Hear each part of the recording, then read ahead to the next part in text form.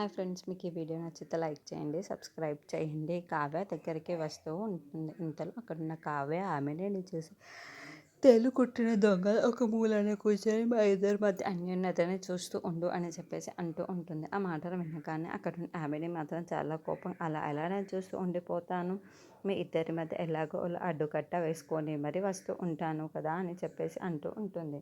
ఆ మాటలు వినగానే అక్కడున్న కవి మాత్రం చాలా కోపం, ఏంటి మా ఇద్దరి మధ్య అడ్డుగోడలా వస్తానంటున్నావా, ఆ అడ్డుగోడను తుడుచుకొని మరి మా ఆయన వస్తాడు, నువ్వు కళ్ళతో చూడు అని చెప్పేసి అంటుంది. ఆ మాటలు వినగానే అక్కడున్న ఆమెని ఒక్కసారిగా షాక్ అయిపోయి కావ్య వైపు అలా చూస్తూ ఉండిపోతుంది.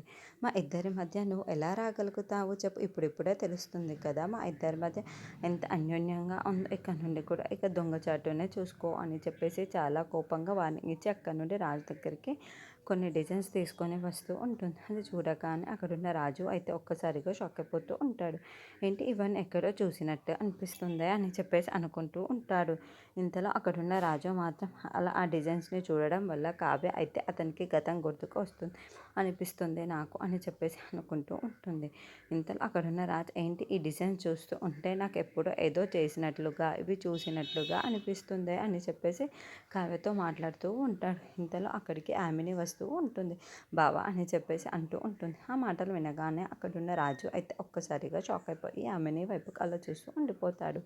ఏంటి నువ్వు ఇక్కడ, నేను ఎవరు ఇన్వైట్ చేశారు ఇక్కడికి, అయినా నువ్వు ఇక్కడికి రావాల్సినంత అవసరం ఏముంది అని చెప్పేసి గట్టిగా నిలదీస్తాడు. ఆ మాటలు వినగానే అక్కడ ఆమెని అయితే ఒక్కసారిగా షాక్ అయిపోయి ఇప్పుడు బావకు ఎలాంటి సమాధానం ఇవ్వాలి అని చెప్పేసి ఆలోచిస్తూ